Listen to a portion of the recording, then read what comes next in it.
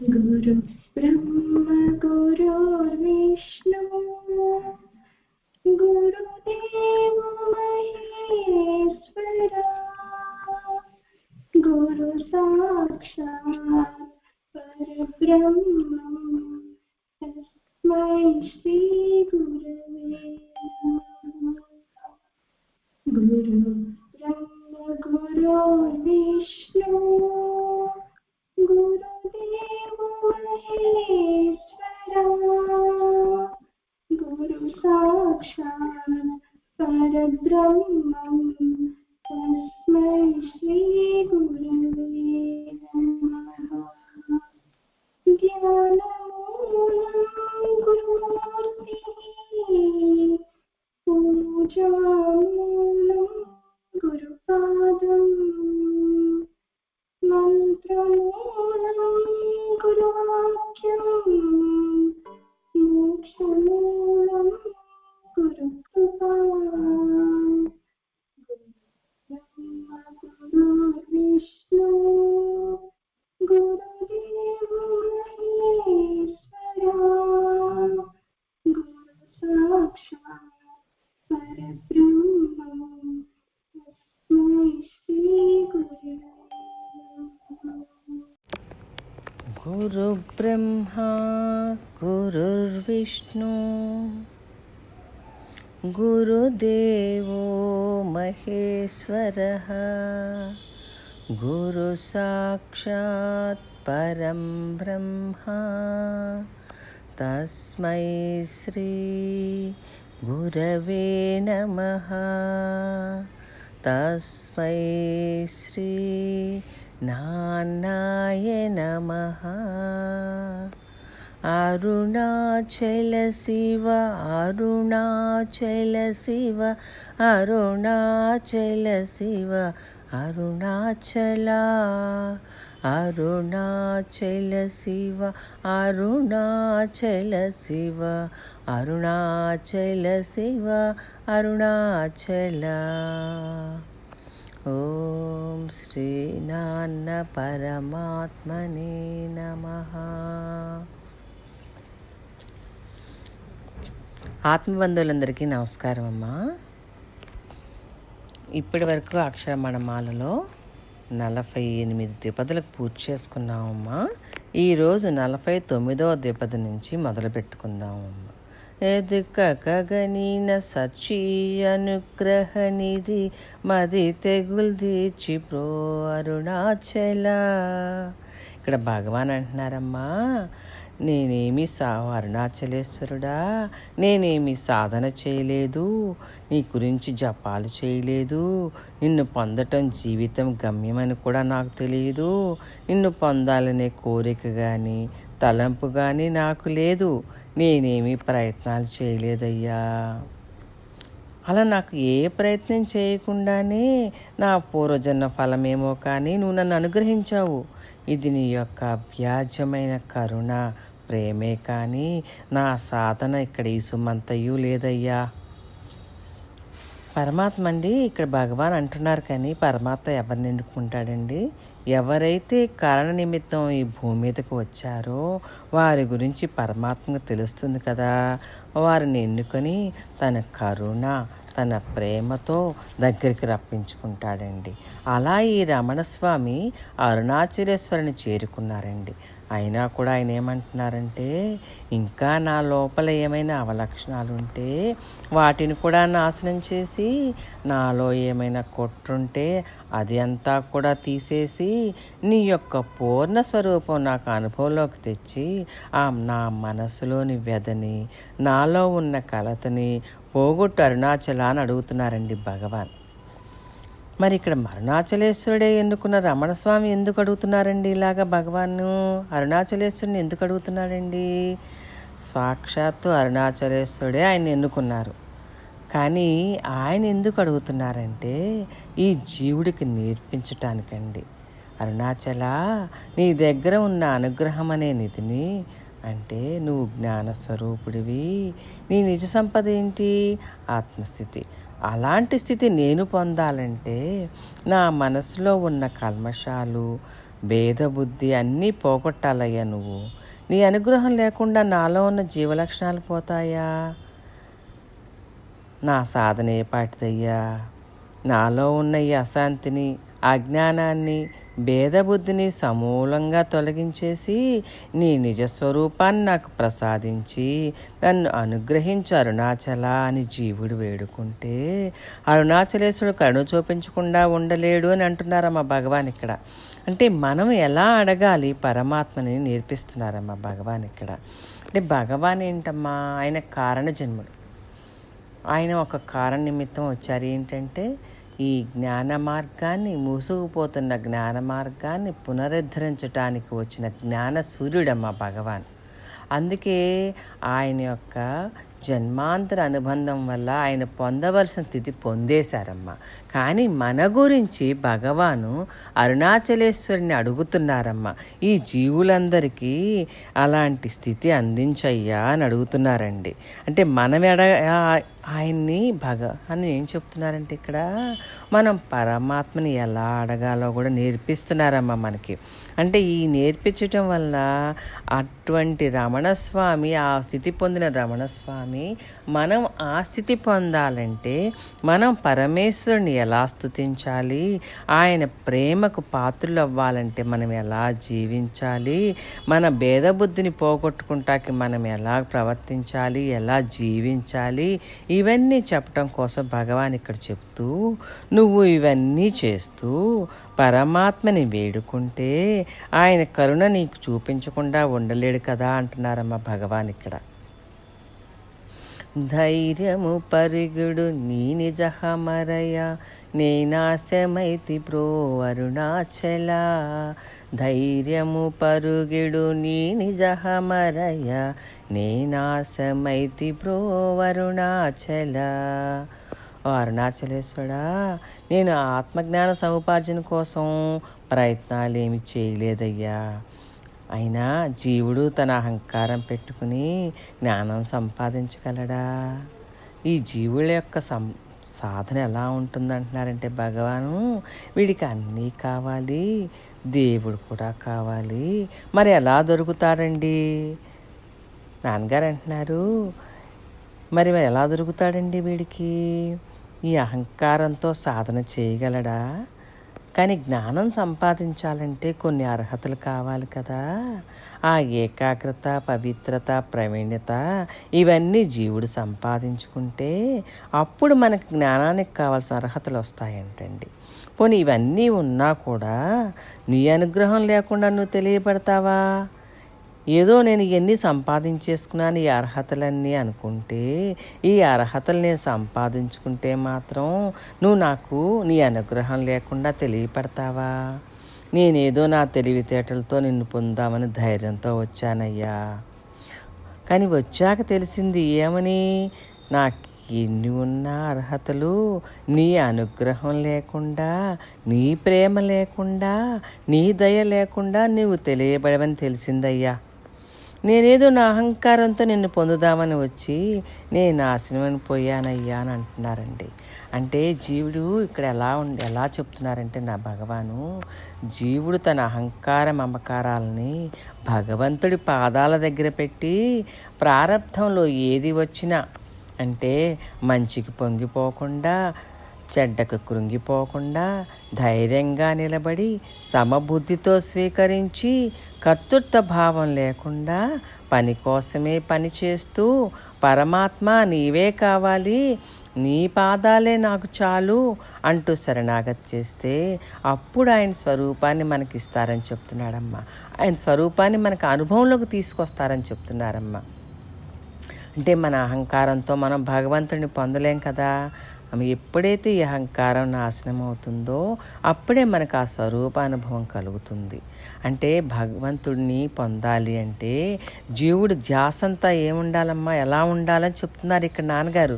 జీవుడు ధ్యాసంతా బాహ్య సంపద మీద కాకుండా లోపలి సంపదను పెంచుకోవడం కోసమే ఉంటే అప్పుడు ఆయన అనుగ్రహం మన మీద వర్షించి ఏ వస్తువుని పొందిన తర్వాత ఇంకా పొందవలసింది లేదో, ఏ స్థితికి చేరిన తర్వాత దాని మించిన స్థితి లేదో ఆ స్థితిని జీవుడికి పరమాత్మ అనుగ్రహిస్తాడు. జీవుణ్ణి ఆ స్థితికి పంపించమని భగవాన్ అరుణాచలేశ్వరుని ఇక్కడ వేడుకుంటున్నారమ్మా. అంటే నాన్నగారు ఏం చెప్తున్నారు? నీ అహంకార మమకారాలన్నీ భగవంతుడి పాదాల మీద పెట్టండి. మనం పని కోసమే చేస్తూ మన ధ్యాసంతా బాహ్య సంపద మీద కాకుండా మన లోపల సంపదను పెంచుకోవటం కోసమే ఖర్చు పెట్టుకుంటా ఉంటే మన జీవన విధానం చూసి అప్పుడు పరమాత్మ మన అనుగ్రహిస్తాడు అని చెప్తున్నారండి. తాకి కృపాకరము నను కలియకున్నా నిజమున సింతు బ్రో అరుణాచల. ఓ అరుణాచలేశ్వరుడా, నువ్వు జీవులను రక్షించే పని పెట్టుకున్నావయ్యా. మేమేమో మా అజ్ఞానాన్ని ఎన్నో జన్మల నుంచి వెంట పెట్టుకుని ఈ భూమి మీదకి వచ్చేసామయ్యా. మరి మా ఈ అజ్ఞానం ఎలా పోతుందయ్యా? నీ యొక్క అనుగ్రహపూరితమగు హస్తములతో తాకి నీ హస్తస్పర్శ ద్వారా నేను పవిత్రుడిని అయ్యేటట్టు అనుగ్రహించు తండ్రి అని అడగమంటున్నారమ్మా. అంటే భగవాన్ ఏమంటున్నారు ఇక్కడ? నేను నిన్నేమి స్మరించలేదు, నన్ను తీసుకోమని కూడా నేను అడగలేదు, కానీ నీవే నీ అనుగ్రహంతో ఇప్పుడు అరుణాచలం రప్పించుకున్నావు. తీరా ఇక్కడికి వచ్చినాక నన్ను పట్టించుకోకుండా దూరంగా ఉన్నావేంటయ్యా? నీ అనుగ్రహపూరితమైన హస్తములతో నన్ను బంధించి నీ దానిగా చేసుకోకపోతే, నేను నీలో ఐక్యం చేసుకోలేకపోతే నేను లోకచింతనలో పడిపోతానేమో. అలా పడిపోయి నేను పాడైపోతానయ్యా. నన్ను అలా వదిలేస్తావా? ఇప్పుడు నువ్వు నన్ను స్మరించేటట్టు నీవే చేశావయ్యా. నీ కరుణతో దయతో నన్ను ఇక్కడ రప్పించావు. మరి ఇప్పుడు అలా ఉండిపోతే ఎలా అరుణాచల? నన్ను నీ చేతుల్లోకి తీసుకుని నీ కృపను నా మీద వర్షింపచేయకపోతే నేను నిజంగానే నశించిపోతానయ్యా. అలా నన్ను ఇహానికి పరానికి కూడా పనికి రాకుండా చేయబాకు. నీలో నన్ను ఐక్యం చేసుకుని నీ స్వరూపానుభవం నాకు ప్రసాదించు అరుణాచల అంటున్నారండి భగవాన్. అంటే ఇదంతా మనకి చెప్తున్నారండి. అంటే మనం పరమాత్మని ప్రార్థించగా ఆయన అనుగ్రహంతో ఆయన దర్శనానికి వెళతామండి. వెళ్ళిపోయినాక అక్కడేం అడగామంటున్నారంటే, అయ్యా ఎలాగోలాగలా నన్ను రప్పించుకున్నావు, ఇప్పుడు నన్ను వదిలేపాకు. నువ్వు నన్ను ఎలా అనుగ్రహిస్తావంటే నీ కృపను నా మీద వర్షింపచేసి నీ యొక్క అనుగ్రహస్తం నా మీద వేసి నీ హస్తములతో నన్ను తాకి నేను పవిత్రుడయ్యేటట్టు చేశావనుకో, అప్పుడు నేను నీలో ఐక్యమైపోతాను కదయ్యా అరుణాచలేశ్వరుడా. అలా నీ స్వరూపానుభవం నాకు ప్రసాదించు అని అడగమంటున్నారమ్మ. మరి జీవుడు అంతిమ లక్ష్యం ఏమిటండి అంటున్నారు నాన్నగారు ఇక్కడ. ఏ వస్తువుని తెలుసుకుంటే ఇంకా జనన మరణాలు ఉండవో. నాన్నగారు ఇక్కడ చెప్తున్నారండి, జీవుడి యొక్క అంత్య లక్ష్యం ఏమై ఉండాలంటున్నారండి. ఏ వస్తువుని తెలుసుకుంటే ఇంకా జనన మరణాలు ఉండవో, ఏ స్థితిని పొందినాక అంతకన్నా గొప్ప స్థితి ఉండదో ఆ ఆత్మస్థితిని పొందటమే జీవుడి గమ్యం. మనం ఈ భూమి మీదకి వచ్చి ఇక్కడ పొందవలసిన అనుభవాలన్నీ పొంది ఈ భూమిని ఒక ట్రైనింగ్ గ్రౌండ్గా ఉపయోగించుకొని మన మనసును నాశనం చేసుకుంటే అప్పుడు పరమాత్మలో ఐక్యం అవుతామని చెప్తున్నారండి. అంటే జీవులందరినీ ఆ స్థితికి పంపించమని భగవాన్ అరుణాచలేశ్వరుని వేడుకుంటున్నారండి. దోషరహిత నీవు నాతో నైక్యమై నిత్యానందమయమనర్మరణాచల. ఓ అరుణాచలేశ్వరుడా, నీకు ఏ దోషాలు లేవయ్యా. నువ్వు స్ఫటిక లాంటి వాడివి. మరి దోషాలు లేని స్థితికి మనం ఎప్పటికి చేరతామండి? మన మనసు ఎప్పటికి ఎదుగుతుంది అంటున్నారు నాన్నగారు ఇక్కడ. మనం చేసే స్నేహాల విషయాల్లో జాగ్రత్తగా ఉండాలంట. మనం తినే ఆహార విషయంలో జాగ్రత్తగా ఉండమంటున్నారండి. మనం చేసే పనులు కూడా జాగ్రత్తగా ఉండమంటున్నారండి. అప్పుడు మనం దోషాలు లేని స్థితికి ఎదగలమంటండి. ఎదగటం అంటే నాన్నగారు అంటున్నారు ఇక్కడ శరీరం ఎదగటం కాదమ్మా, మనసు ఎదగాలి, మానసిక వికాసం పొందాలి. అంటే మనం ఇప్పుడు ఏమి తింటున్నామో, మన స్నేహాలు ఎలా ఉన్నాయో, మనం చేసే పనులు ఎలా ఉన్నాయో, ఇవన్నీ జాగ్రత్తగా చూసుకుంటుంటే అప్పుడు అన్ని విషయాల్లో మనం జాగ్రత్త పడితే అప్పుడు మన దోషాలంటండి మన మనసు నుండి రాలిపోతాయంటండి, కాలిపోతాయంటండి. అప్పుడేంటి మన మనసు ఎదుగుతుందండి. అంటే మానసికంగా వికాసం పొందుతుందండి. అరుణాచలేశ్వరుడు ఎలాంటి వాడండి? ఆయన దోషరహితుడండి, లోకరహితుడండి, పాపరహితుడివి అంటున్నారు నాన్నగారు. ఓ అరుణాచలేశ్వరుడా, నీవు దోషరహితుడివి, లోకరహితుడివి, పాపరహితుడివి. ఎక్కడ బలహీనతలు లేవో అక్కడ నీవు ఉన్నావయ్యా, మమ్మల్ని కూడా అక్కడికి తీసిపోవయ్యా అంటే నాన్నగారు ఇక్కడ చెప్తున్నారండి. మనం ఏ దోషాలు లేకుండా ఉంటే, ఏ బలహీనతలు లేకుండా ఉంటే, ఏ బలహీనతలు లేని, ఏ దోషాలు లేని అరుణాచలేశ్వరుడి దగ్గరికి మనం తీసుకుంటారంటండి. కానీ మనమేంటి ఎలా ఉంటున్నాము? ఓ జ్ఞాని పక్కన కూర్చున్నా కూడా మనం భౌతికంగా జ్ఞాని పక్కనే కూర్చుని భౌతికంగా ఎంతో దగ్గరగా ఉంటామండి. కానీ లోపల చూస్తే జ్ఞాని ఎక్కడుంటారండి? మనం ఎక్కడుంటామండి? మనం జ్ఞాని అంటే సాధన పేరు మీద ఎంత కష్టపడినా, ఎంత దుఃఖపడినా హృదయంలో ఈశ్వరుడి మీద ప్రీతిందో లేదో చూసుకోమంటున్నారండి నాన్నగారు. అంటే ఎంత సాధన చేసినా ఏదో కష్టపడిపోతున్నాం, ఏదో సాధన చేసేస్తున్నాం అనుకుంటున్నాం కదా. మనం భగవంతుడి కోసం ఎంత ఆరాటపడినా హృదయంలో ఆ భగవంతుడి మీద ప్రేమ ఉందో లేదో చూసుకోండి. పూజలు అంటున్నారు, జపాలు అంటున్నారు, ధ్యానాలు అంటున్నారు, యాత్రలు అంటూ కష్టపడుతున్నారు. కానీ హృదయంలో ఎప్పుడైనా మీకు ఈశ్వరుడి పట్ల ప్రేమ కలిగిందా, ప్రీతి కలిగిందా? మరి హృదయంలో ప్రీతి లేకుండా సాధనం చేయటం వల్ల ప్రయోజనం లేదంటున్నారండి నాన్నగారు. కనీసం మీ బిడ్డల్ని మీరు ఎలా ప్రేమిస్తున్నారో అలా అయినా ఈశ్వరుని ప్రేమిస్తున్నారా? మీకు ఈశ్వరుడి మీద మినహాయింపు లేని ప్రేమ కలిగితే అప్పుడు మనలో ఉన్న దోషాలన్నీ కరిగిపోతాయంటండి. అప్పుడు పరమాత్మ మనతో ఏకమైపోతాడంటండి. అంటే అప్పుడు మనం నిరంతరం ఆనందంగా ఉన్న స్థితికి వెళ్ళిపోతామంటున్నారండి భగవాన్. అంటే ఇవన్నీ జరగాలంటే మనం ఏంటండి, భగవంతుడి మీద ప్రేమ ఉండాలండి. మనం పూజ చేస్తున్నాం, జపం చేస్తున్నా, ధ్యానం చేస్తున్నా, మనం ఏ పరమాత్మ గురించి చేస్తున్నామో ఆ పరమాత్మ మీద విపరీతమైన ప్రేమ ఉండాలండి, ఇష్టం ఉండాలండి. అంటే మన పిల్లల్ని ఎంత ప్రేమిస్తున్నామో, కనీసం నాన్నగారు అంటున్నారు, కనీసం మీ బిడ్డలు ఎలా ప్రేమిస్తున్నారో అలా అయినా ఈశ్వరుని ప్రేమించమంటున్నారమ్మా. అంటే ఈశ్వరుడి మీద ఎలాంటి ప్రేమ ఉండాలంటమ్మా? మినహాయింపులు ఉండకుండా ప్రేమ ఉండాలంటమ్మా. అంటే మినహాయింపులు ఉండకూడదంటమ్మా ఆ ప్రేమలో. అంటే అంటే భౌతికమైన ప్రేమలన్నింటిలో మినహాయింపులు ఉంటాయమ్మా కొన్ని. కానీ పరమాత్మ మీద మినహాయింపు లేని ప్రేమ ఉంటేనంటండి మనలో దోషాలన్నీ కరిగిపోతాయని చెప్తున్నారండి. అంటే నాన్నగారు ఈ మాట చెప్తూ, అమ్మ రామకృష్ణుడు ఒకసారి క్యాన్సర్తో పీడించబడుతున్నప్పుడంటమ్మా నరేంద్రుడికి సందేహం వస్తుందంటమ్మా. ఏమని?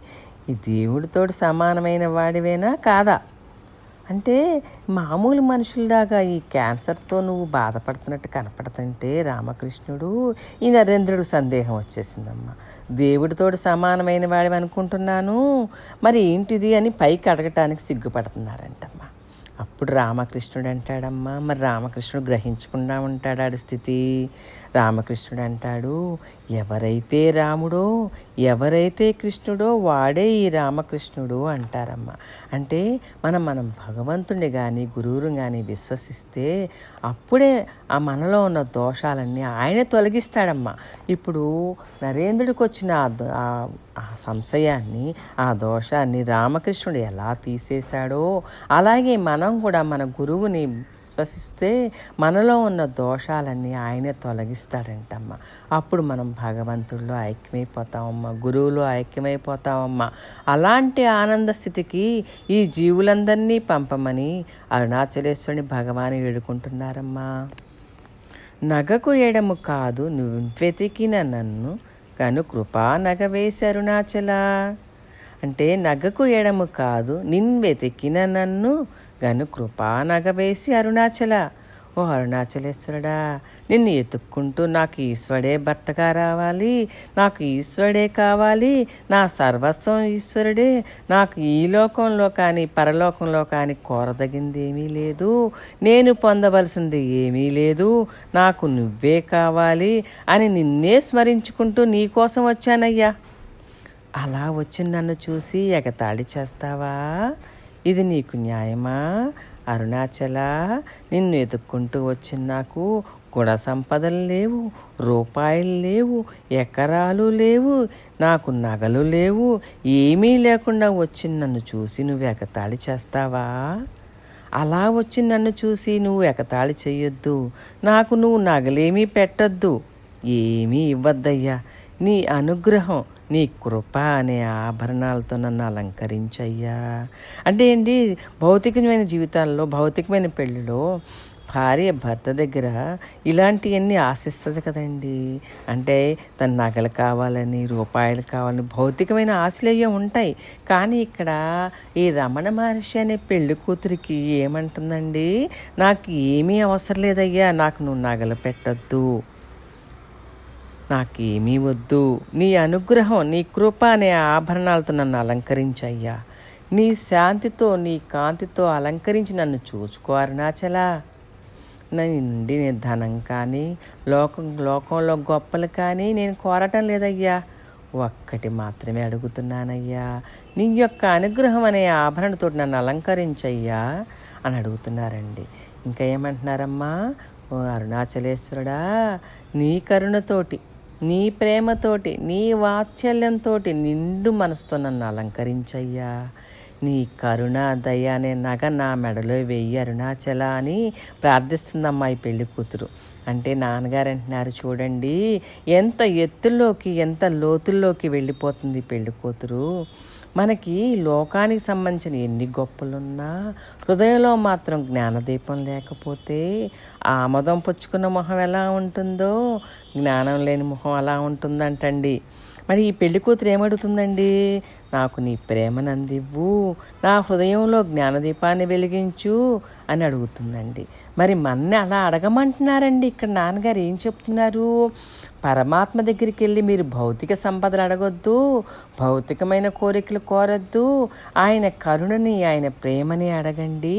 ఆయన ఏమని అడుగుతారంటే, నాకు జ్ఞానం ప్రసాదించు, వైరాగ్యం ప్రసాదించు అని అడగమంటున్నారండి. ఇలా అడిగే జీవులు ఎవరున్నారమ్మా అంటున్నారు నాన్నగారు. అంటే మనం బండెడు పుస్తకాలు చదవటం కన్నా, పుణ్యక్షేత్రాలు దర్శించటం కన్నా, మనం నిర్మలంగా ఏకాంతంగా ఇంటి దగ్గర కూర్చుని ధ్యానపూర్వకంగా పరమేశ్వరుని ప్రార్థిస్తుంటే ఆయన కరుణ దయ మనకి ఇవ్వకుండా ఉండలేడు అంటున్నారమ్మ భగవాను. అంటే మనం ప్రార్థన ఎలా ఉండాలంటే, ఆ విపరీతమైన ఆయనే కావాలని ఆర్తి, ఆయన తప్పించి ఇంక నాకేమీ అవసరం లేదు, నాకు ఈ భౌతికమైన వాటితో ఏటితో పని లేదయ్యా, నీ కరుణ, నీ ప్రేమ, నీ దయ ఇవి చాలయ్యా, ఇవన్నీ నా మెడలో వేసేసి నన్ను అలంకరించి నువ్వు చూసుకో అరుణాచల. ఇంకా నాకేంటి, నీవు దొరికితే ఇంకేం కావాలండి, ఆ స్థితి పొందినాక ఇంకేం కావాలి, ఈ భౌతిక విషయాలు అడగటానికి ఇంకా నోరెలా రాదు కదా, నోరు ఉండదు కదండి అసలు, ఇంకా దానికి సపరేషన్ ఎగ్జిస్టెన్స్ లేదండి. ఇక్కడ ఏంటంటే సపరేట్ ఎగ్జిస్టెన్స్ లేకుండా ఆయనలో ఐక్యమైపోమని అడుగుతుందండి ఈ పెళ్లి కూతురు. అంటే ఈ భక్తులు కూడా అలా అడగమంటున్నారండి నాన్నగారు ఇక్కడ. నాకు జ్ఞానాన్ని ప్రసాదించు, వైరాగ్యాన్ని ప్రసాదించు, నా హృదయంలో జ్ఞానదీపం వెలిగించు, నీ ప్రేమను నాకు ఇవ్వు అని చెప్పి అడగమంటున్నారమ్మ. అంటే మనం ఇప్పుడు ఇవన్నీ అడగటం కన్నా ఏం చేస్తున్నాము, ఏదో పుణ్యక్షేత్రాలు తిరిగేయటం, ఎన్నో గ్రంథాలు చదివేయటం, ఇవన్నీ చేస్తున్నాము. కానీ ఆయన ఏమంటున్నారంటే, మీరు నిర్మలంగా ఇంటి దగ్గర ఏకాంతంగా కూర్చుని ధ్యానపూర్వకంగా పరమేశ్వరుని ఇలా ప్రార్థిస్తుంటే ఆయన కరుణాదయ మీకు ఇవ్వకుండా ఉండలేడయ్యా, ఆయన దగ్గర ఉన్నదే ఆ కరుణాదయ అని అంటున్నారమ్మ భగవాన్ ఇక్కడ. నానలేదే వెతుక నేనై నీ వంటి స్థాణువై నిలిచితి అరుణాచల. ఓ అరుణాచలేశ్వరుడా, ఏమంటున్నారమ్మ ఇక్కడ భగవాను, నిన్ను పొందాలని నాకు నాకున్న ఆకాంక్షతో సహజమైన నా సిగ్గును విడిచే నా అంతట నేను నిన్ను చేరటానికి వచ్చానయ్యా. మరి నువ్వేంటి అలా కదలిక లేకుండా ఉంచున్నావేంటి? ఈ ప్రతి జీవుడు నేను నేను అంటున్నాడు కదమ్మా, నేను వచ్చాను అంటుందమ్మా ఇక్కడ. అంటే ఈ జీవుడు గురించి చెప్తున్నారమ్మా ఇక్కడ. ఓ అరుణాచల, ప్రతి జీవుడు నేను నేను అంటున్నాడు. ఈ నేను దేహానికి పరిమితమైన నేనేను. మరి ఇక్కడ ఆ నేనుని ఎలాగ ఓవర్కమ్ చేయాలో చెప్తున్నారమ్మా. మరి కృష్ణ పరమాత్మ కూడా నేను నేను అన్నాడు. అది దేహానికి సంబంధించిన నేను కాదు, అంతటా వ్యాపించి అనంతంగా ఉన్న బ్రహ్మమే పరమాత్మ చెప్పిన నేను. ఇప్పుడు నేనేంటి? నా దేహగతమైన నేను నుంచి విడిపోతే నీ దగ్గరకు వస్తేనే నువ్వు నన్ను తీసుకుంటావు కదా. మరి అలా నా దేహం మీద నేను విడిపోయి శాశ్వతమైన సత్యమైన నేనును శోధించటానికి మొదలుపెట్టాలండి మనం అని చెప్తున్నారు నాన్నగారు ఇక్కడ. ఎప్పుడైతే ఈ జీవుడు ఆ దేహగతమైన నేను నుండి విడిపోయి సత్యమైన శాశ్వతమైన నేను శోధించడం మొదలు పెడితే, అప్పుడు అదంటే ఆ శోధించడం మొదలుపెట్టామనుకోండి, అది ఎక్కడుందనుకుంటున్నాము? మనమేమో ఎక్కడో ఉందనుకుంటున్నామేమో. ఆయన ఏమంటున్నారంటే, సత్యమైన నేను ఎక్కడుంది? శాస్త్రాల్లో లేదయ్యా, అది హృదయంలో అంతర్యామిగా ఉందని పరమాత్మ చెప్తున్నాడు కదా. మరి మనం దానిని శోధించి దానిలో ఐక్యమవ్వటమే జీవుడి గమ్యం అని కూడా చెప్తున్నారు కదా. మనమేంటి? ఈ నేనుని పెట్టుకుని ఆయన్ని పొందాలని మనం వస్తే, ఆయన మరి ఎలా ఉన్నాడంటున్నాడు అక్కడ ఆయన? నువ్వు ఆయన స్థాణువు అంటే ఏ కదలిక లేకుండా ఉండిపోయి ఉన్నాడంటండి. కానీ మనం ఎలా రావాలంట? మనం ఆ దేహగతమైన నీ నుండి విడిపోయి సత్యమైన శాశ్వత నేను వెతుకుతూ హృదయంలో వెతకటం మొదలు పెడితే, అప్పుడు మనకు ఆ మూలంలో ఉన్న పరమాత్మ మనకు అనుభవంలోకి వస్తాడని చెప్తున్నారండి. అంటే ఎప్పుడైతే మనం ఆ మూలాన్ని ఆశ్రయిస్తాం అంటే, ఆ మూలం అంటే ఏంటండి? పరమాత్మ పాదాలండి. ఎప్పుడైతే ఈ జీవుడు ఆ పరమాత్మ పాదాలను ఆశ్రయిస్తే, అప్పుడే ఆ నేను మూలం తెలుసుకోగలుగుతామండి మనం. అంటే ఆ నేనును అన్వేషించాలంటే పరమాత్మ దయ ఉండాలండి. అంతర్ముఖం చెయ్యాలంటే మనసుని, మనకు పరమాత్మ దయ లేకపోతే మనసు అంతర్ముఖం అవ్వదండి. మరి జీవుడికి ఎప్పుడూ బాహ్య విషయాల మీదే కదండి. అంటే గురువు ఇక్కడ ఆయన చేర తీసుకుని మనకి బోధించి, ఏంటి అది ఎక్కడుంది, ఈ సత్యమైన నేను శాశ్వతమైన నేను ఎక్కడుందో అది వెతకటానికి మనకు అర్హత కల్పించేస్తాడండి. అంటే ఈ పరమాత్మ పాదాలు, గురువు పాదాలు ఆశ్రయిస్తేనే ఈ నేను మూలం తెలుసుకోగలుగుతామండి. అంటే జీవుడు తెలియటం వలన పరమాత్మ స్వరూపం సత్యాన్ని తెలుసుకోగలడా అండి? లేదు కదా. ఆయన తెలివితేటలు ఏ పాటివండి? ఇప్పుడు సముద్రంలోకి ముత్యం చిప్పల కోసం వెళ్తారండి. వాడు ఆ అన్వేషకుడు ఎలా ఉంటాడండి? ఆడి గాలిని బంధించి తన ఇంద్రియాలన్నీ వాటన్నిటినీ అలాగా కేంద్రీకరించి లోపలికి మునుగుతాడో అప్పుడేనండి వాడికి ముత్యం చిప్పలు దొరుకుతాయండి. అలాగే ఈ సాధకుడిని ఏమని చెప్తున్నారండి? ఇప్పుడు అలా నువ్వు గనక ఆత్మలోకి మునిగితే అప్పుడు నీకు ఆ ముత్యం, ఆత్మముత్యం నీకు దొరుకుతుందయ్యా. అంటే ఈ ఆత్మముత్యాన్ని అందుకోవాలనుకునే సాధకుడు అంత తపనగా ఎలా అండి?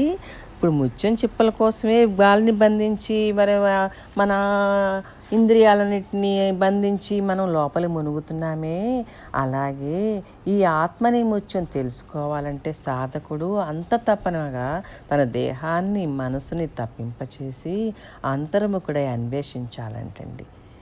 అప్పుడే ఆ మనసు మూలం తెలుస్తుందంటండి.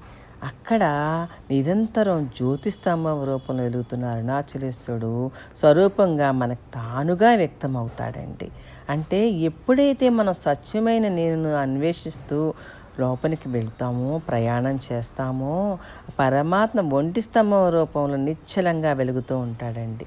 ఎప్పుడైతే ఈ జీవుడు తన నేను మూలం చేరుకుంటాడో, ఆ మూలంలో వెలుగుతున్న స్వరూపంలో ఐక్యమైపోయి తానువై నిలిచిపోతాడండి. అక్కడ పరమాత్మ ఎలా ఉన్నాడో వీడు కూడా తానుగా స్థానువై నిలిచిపోతాడండి. అది వాడి కడసారి జన్మండి. జీవుల్ని ఆ స్థితికి తీసుకెళ్ళమని అరుణాచలేశ్వరుని భగవాన్ వేడుకుంటున్నారండి ఇక్కడ. నీ జ్వాల గాల్చినన్ నీరు చేసెడు మున్నే నీ కృప వర్షింపు అరుణాచల. ఓ అరుణాచలేశ్వరుడా, నీ జ్ఞానాగ్ని వచ్చి నా అజ్ఞానాన్ని కాల్చకముందే నీ అనుగ్రహం వర్షింపజేయ్యా. ఏమండి, అంటే ఇక్కడ ఏమంటున్నారంటే నాన్నగారు, మనం వానలు లేకపోతే చాలా కంగారు పడిపోతాము, ఏదైనా దొరకకపోతే చాలా కంగారు పడిపోతామే, కానీ ఈశ్వరుడి యొక్క కృప, దైవానుగ్రహం అనే వర్షం మన మనసుని, మన హృదయాన్ని తడపకపోతే ఎప్పుడైనా బాధపడ్డామా అని అడుగుతున్నారండి. అంటే మనకి బాహ్య విషయాల మీద ఎంత మోజో చెప్తున్నారండి. అంటే మనకి వానలు కురవలేదనుకోండి, అయ్యో పంటలు పండలేదు, ఉండెట్ట అనుకుంటాము, అయ్యో ఈ పని అవ్వలేదే, ఆ పని అవ్వలేదని కంగారు పడిపోతామే, కానీ ఈశ్వరుడి యొక్క కృప, దైవానుగ్రహం అనే వర్షం మన మనసుని, మన హృదయాన్ని తడపకపోతే ఎప్పుడైనా బాధపడ్డామా అంటున్నారండి. అంటే ఇప్పుడు మనం భగవంతుని చేరుకోవాలంటే ఎలా ఉండాలో చెప్తున్నారండి నాన్నగారు ఇక్కడ. ప్రతి జీవుడు కోరిక, కోపం, భయం అనే 3 గుణాలను దాటాలి అని చెప్తున్నారండి. ఏ జన్మలో అయినా సరే, మీరు ఏ లోకంలో వెళ్ళినా సరే ఈ 3 గుణాలని దాటేయాలంటండి. ఈ 3 గడపలు దాటిన వాడే భగవంతుని కాగలడంటండి, భగవంతుని చేరుకుంటాడంటండి. ఎప్పుడైతే ఈ త్రిగుణాలను దాటుతాడో, ఎప్పుడైనా సరే ఏ జన్మలో అయితే వీడు ఆ 3 గుణాలను దాటేస్తాడో అప్పుడే భగవంతుడికి చేరువవుతాడండి. ఇప్పుడు ఏమండి, మనకి ఏదైనా రోగం వస్తే డాక్టర్ అవసరం అండి. ఇప్పుడు రోగం తగ్గిపోయాక డాక్టర్తో పనే ఉందండి. ఇప్పుడు ఎవరైనా కష్టాల్లో ఉన్నారనుకోండి, బాధల్లో ఉన్నారనుకోండి, అప్పుడు మనం ఉపకారం చేస్తే అది నిజమైన సహాయం అండి. కష్టాలు తీరిపోయినాక వాళ్ళకి ఉపకారం చేయటం ఎందుకండి?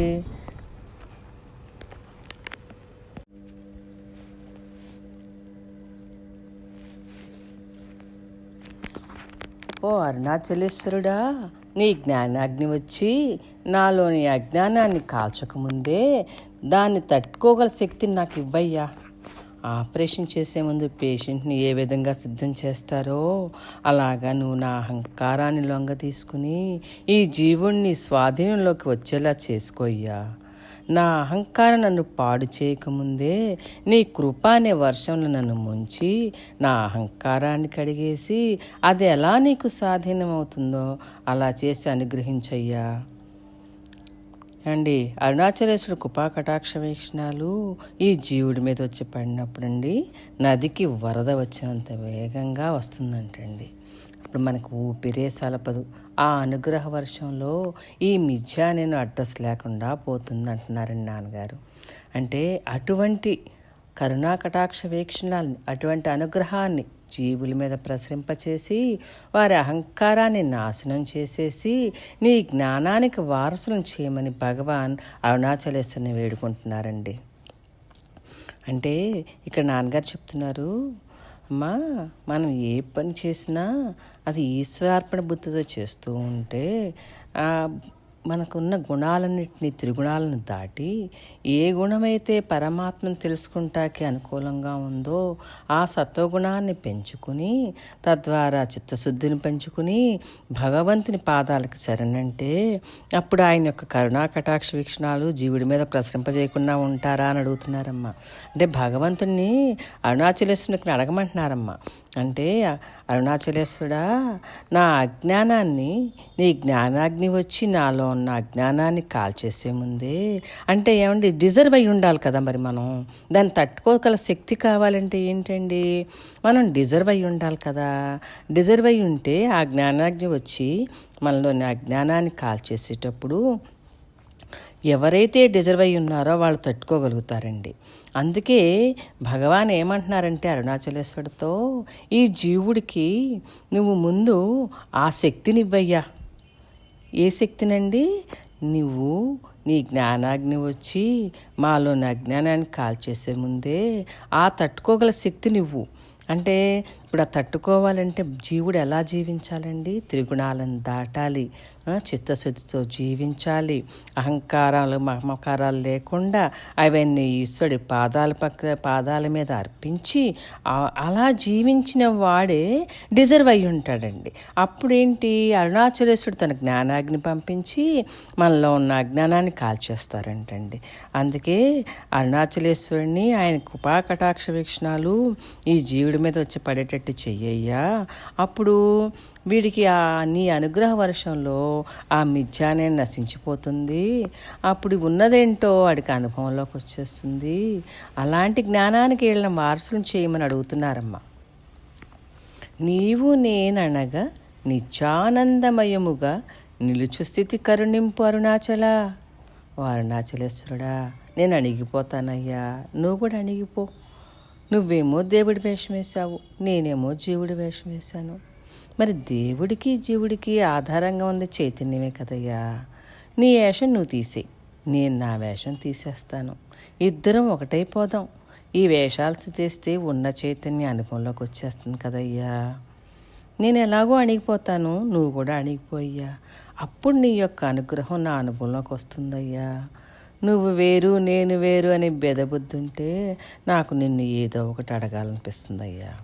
ఉన్నది అక్కటే అయితే ఇంకా అడగటానికి ఎవరండి? అడిగేవాడెవడు? ఉన్నదొక్కటైతే అడిగేవాడు లేడు, ఇచ్చేవాడు లేడు. ఈ ప్రపంచంతో దేవుడితోటి మనకి వేరు బుద్ధి ఎప్పుడైతే పోయిందో అప్పుడు లోపల ఉన్న నిజమైన ఆనందం పొంగిపోతుంది కదా. అదేంటి? అది ఎలాంటి ఆనందం అండి? అది స్వతంత్రమైన ఆనందం.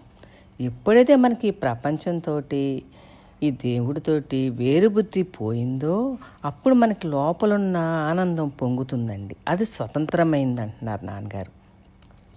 అది మనుషుల మీద కానీ, ప్రపంచం మీద కానీ, చావు పుట్టుకల మీద కానీ, బాహ్యమైన సంపదల మీద కానీ, ఈ గౌరవాలు అగౌరవాల మీద కానీ ఆధారపడింది కాదంటున్నారమ్మ. అంటే ఇక్కడ నాన్నగారు బైబిల్లో చెప్పిన మాట చెప్తున్నారమ్మా. ఆ ఉన్నదేదో నేనై ఉన్నాను అంటాడు బైబిల్లో యేసు. అంటే సత్యమైన యెహోవా లేనప్పుడు కూడా ఉన్నాను అంటాడు. అంటే తండ్రి లేకుండా కుమారుడు ఎలా ఉంటాడు అంటే ఇక్కడ అర్థం చెప్తున్నారు మా నాన్నగారు. ఈయన ఏమంటున్నాడంటే నేను ఉన్నాను, ఆ ఉన్నదేదో నేనై ఉన్నాను, అదే సత్యం.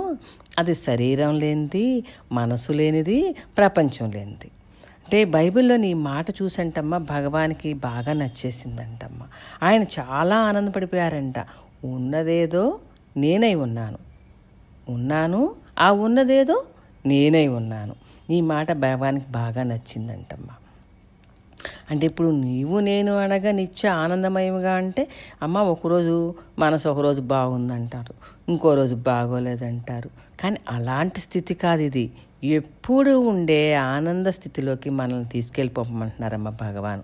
అక్కడ రాత్రి లేదు, పగలు లేదు, అది అలౌకికం, అది అభౌతికం. అక్కడికి మేల్కొల్పుతున్నారమ్మ భగవాన్ మనని. అది సబ్జెక్ట్ వచ్చాక ఆబ్జెక్ట్ వస్తుంది. మరి సబ్జెక్ట్ ఎవరు? నేను సబ్జెక్ట్, నీవు ఆబ్జెక్ట్. అంటే ఇక్కడ జీవుడు సబ్జెక్ట్ అయితే పరమాత్మ ఆబ్జెక్ట్. అంటే నేను వచ్చాకే నువ్వు వస్తుంది. ఇప్పుడు నేను అనేది తెలిసినాకే కదా, నేను తెల్లారలేసి నేను వచ్చిన తర్వాతే ప్రపంచం కనపడుతుంది. ఈ ప్రపంచం ఇంకొక కర్త ఉన్నాడు అనిపిస్తుంది. అంటే నేను వచ్చాకే నువ్వు వస్తుంది. నేను లేకపోతే నీవు లేవు, ప్రపంచం లేదు.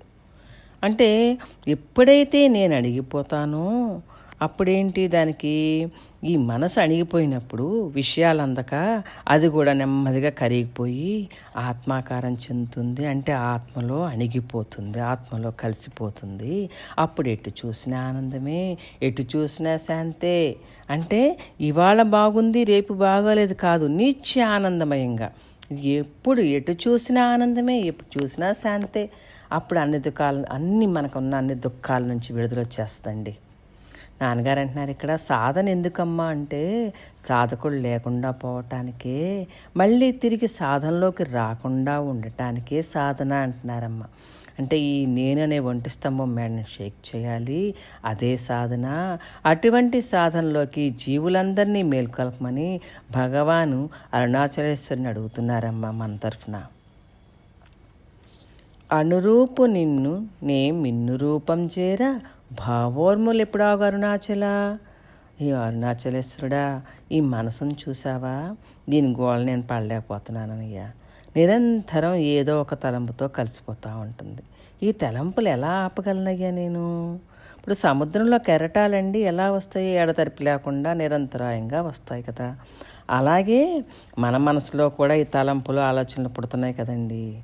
వీటితో కలిసిపోయి మన మనసు బాహ్యముఖానికి వెళ్ళి ఎన్నెన్నో విషయాల్లో పడేసి మళ్ళీ జన్మలెత్తటం కోసం ఆ జన్మ పరంపరలో పడటానికి కారణమవుతుంది. ఇప్పుడు ఆయన అరుణాచలేశ్వర స్వరూపం ఏంటండి? ఆయన అతి సూక్ష్మమైన అణువు నుండి బ్రహ్మాండం వరకు వ్యాపించి ఉన్న చిదాకాశ రూపుడు కదండి.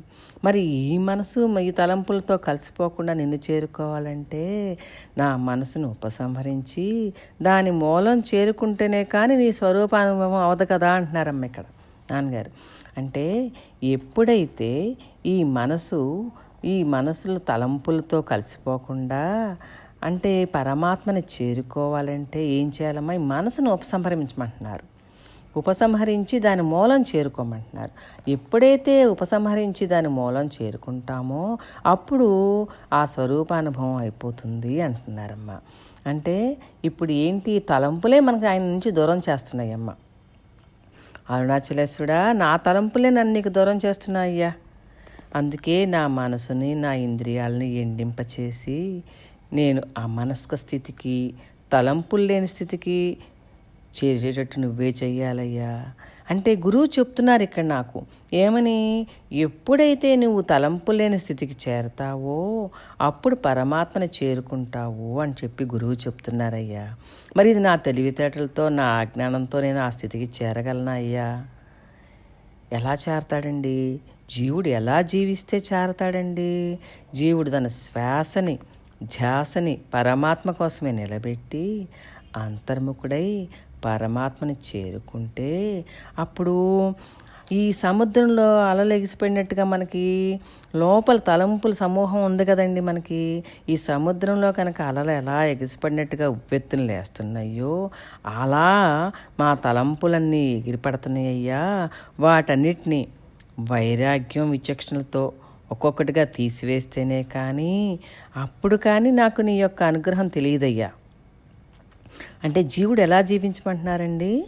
తన శ్వాసని ధ్యాసని పరమాత్మ కోసం నిలబెట్టి అంతర్ముఖుడై పరమాత్మని చేరుకుంటాడో సముద్రంలో అలలు ఎగిసిపడినట్టుగా ఉవ్వెత్తున ఎగిరిపడే ఈ తలంపుల సమూహాలను అంటండి వైరాగ్యం విచక్షణతో గురు యొక్క అనుగ్రహంతో ఒక్కొక్కటిగా తీసివేస్తాడో అప్పుడు అక్కడ మూలంలోనే ఉన్న పరమాత్మతో ఐక్యమైపోతాడండి. ఎప్పుడైతే ఈ జీవుడు తన మూలం చేరుకుంటాడో అప్పుడు ఈ ఆరాటాలు పోరాటాలు అన్నీ ఆగిపోతాయండి. అంటే అప్పుడు ఈ జీవుడు తలంపులు లేని స్థితికి మనసు లేని స్థితికి ఎదిగిపోతాడండి.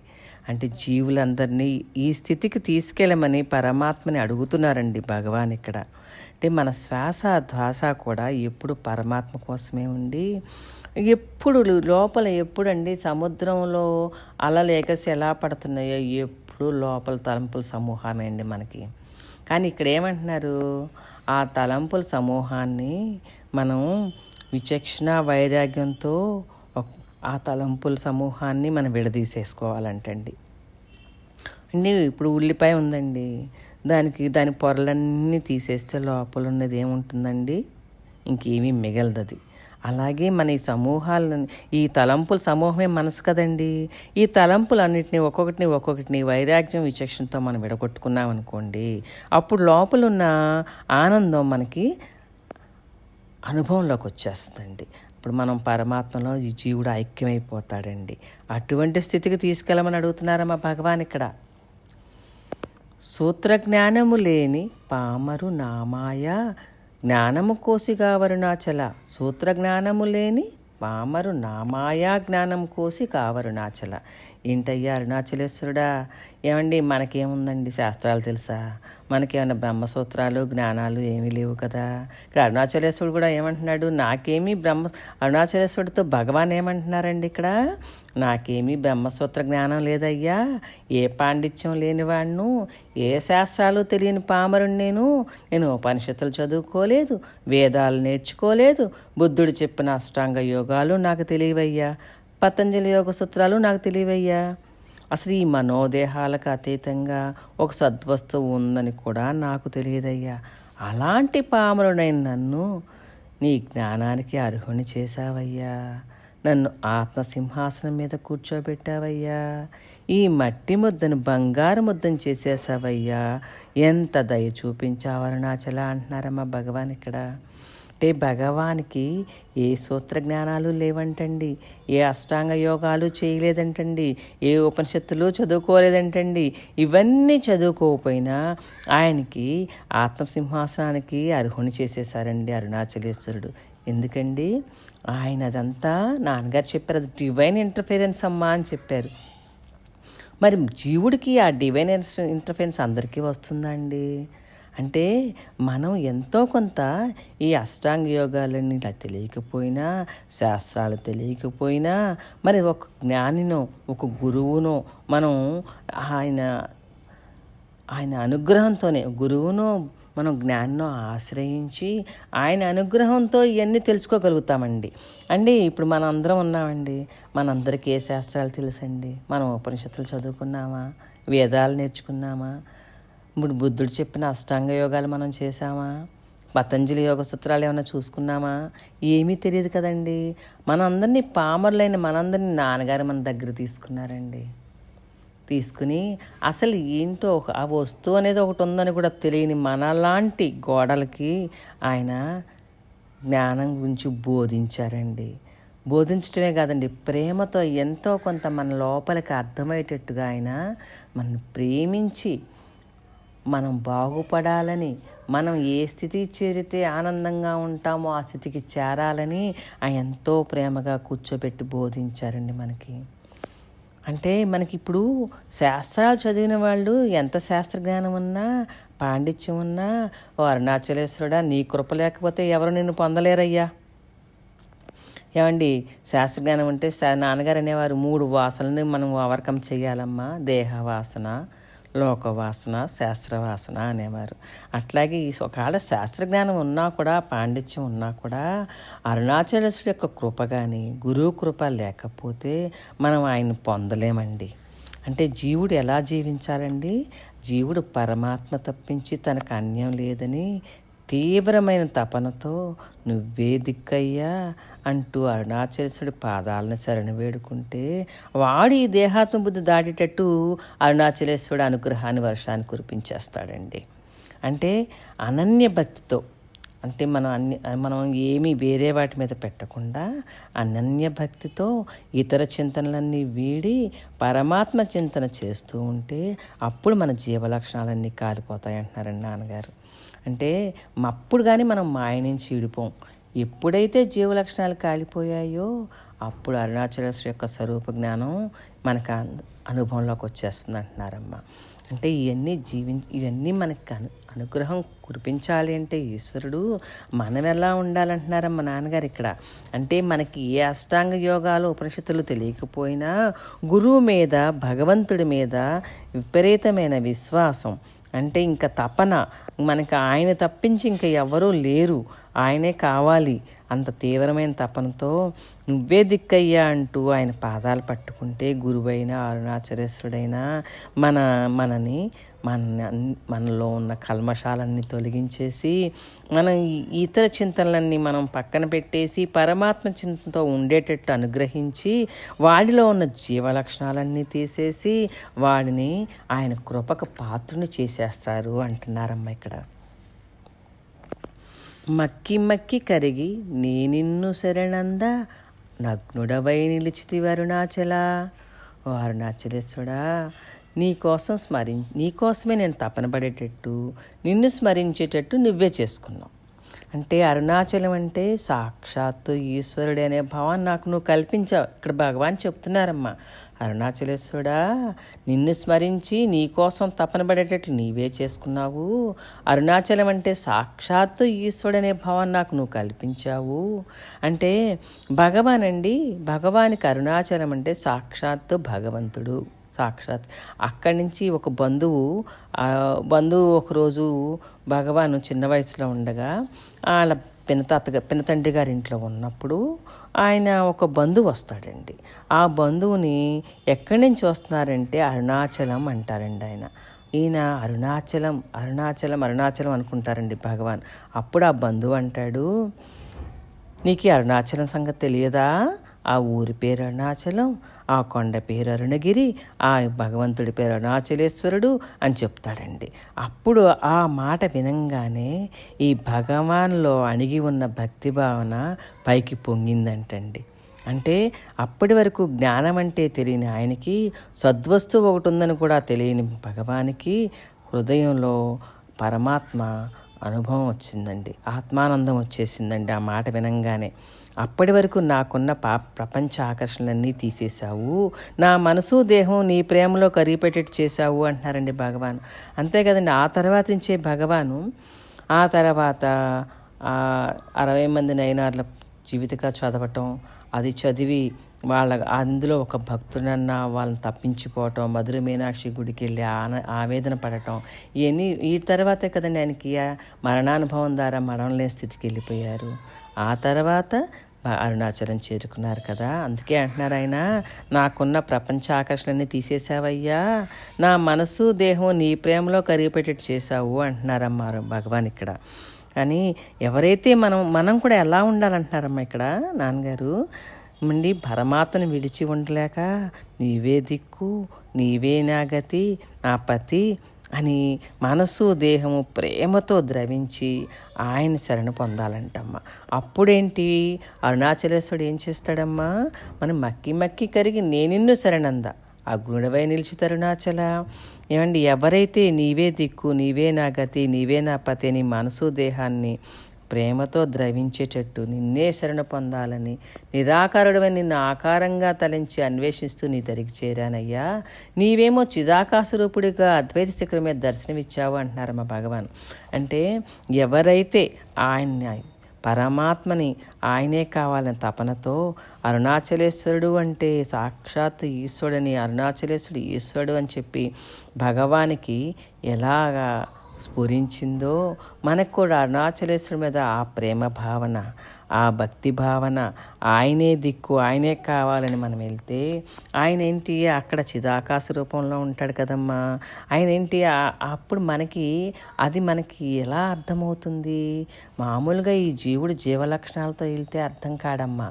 ఇప్పుడు పరమాత్మని చేరుకోవాలంటే విపరీతమైన తపన, నువ్వే కావాలి, నువ్వే నా గతి అంటూ వెళ్తే ఆయన ఆ అద్వైత శిఖరం మీదకి మన్ను కూడా తీసుకెళ్ళిపోతారంటున్నారమ్మ భగవాన్ ఇక్కడ. నేస్తముండని నాకు నీ ఆశ చూపి నన్ను మోసగింపక బ్రోవు అరుణాచల. ఓ అరుణాచలేశ్వరుడా, నాకేమీ స్నేహాలు లేవయ్యా, నాకేమీ ఆధారం లేవయ్యా అంటున్నారు భగవాన్ చెప్తున్నారండి ఇక్కడ. ఓ అరుణాచలేశ్వరుడా, నాకేమీ స్నేహాలు లేవు, నాకేమీ ఆధారాలు లేవు, ఈ లోకంలో నాకు ఇది అని చెప్పుకోవటానికి ఏమీ లేవు.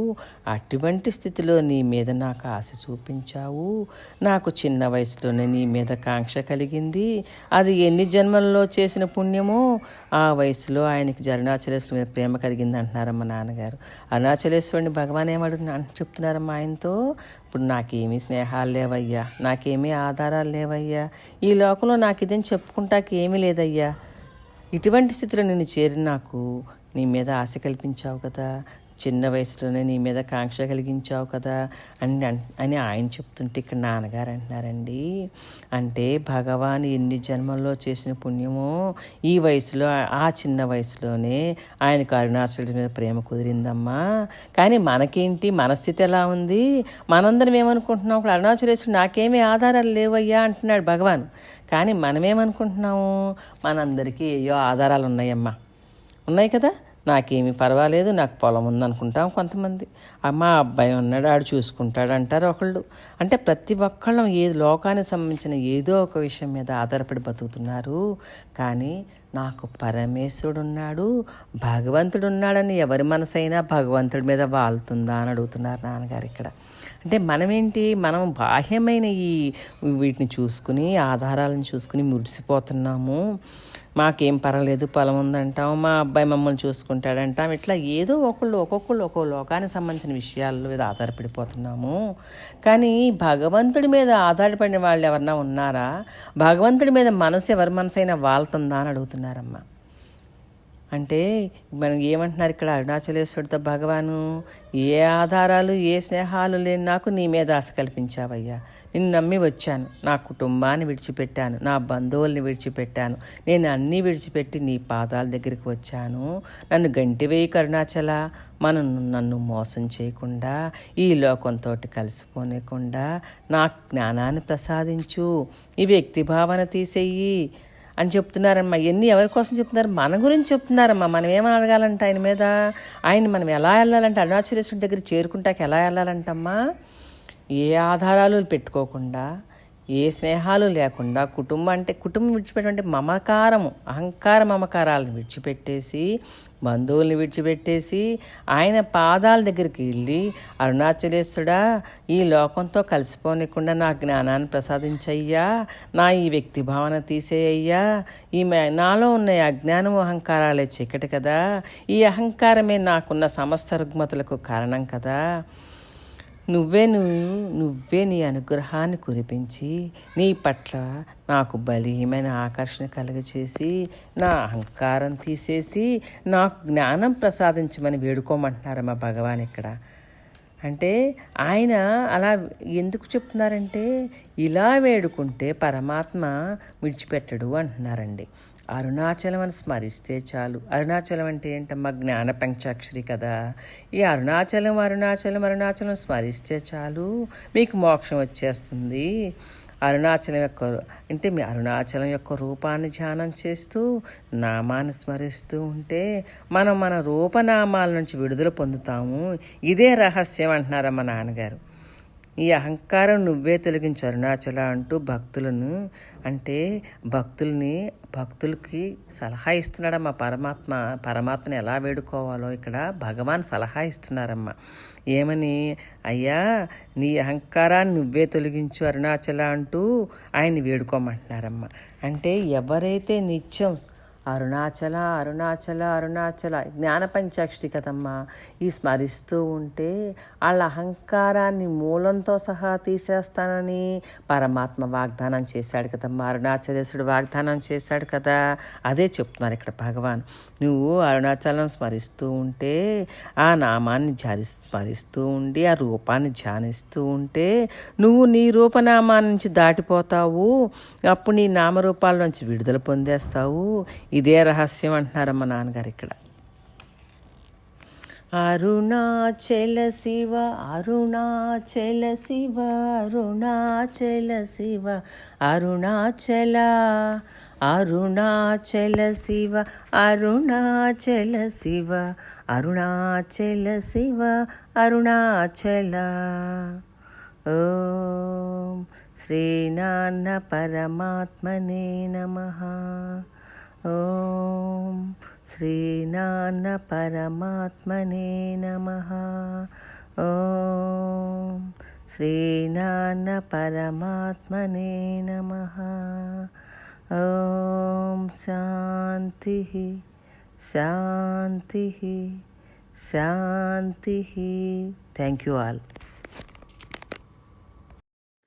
గురు రూపము గిరి రూపము శ్రీనాన్న పాదమే మాకు శరణ్యం.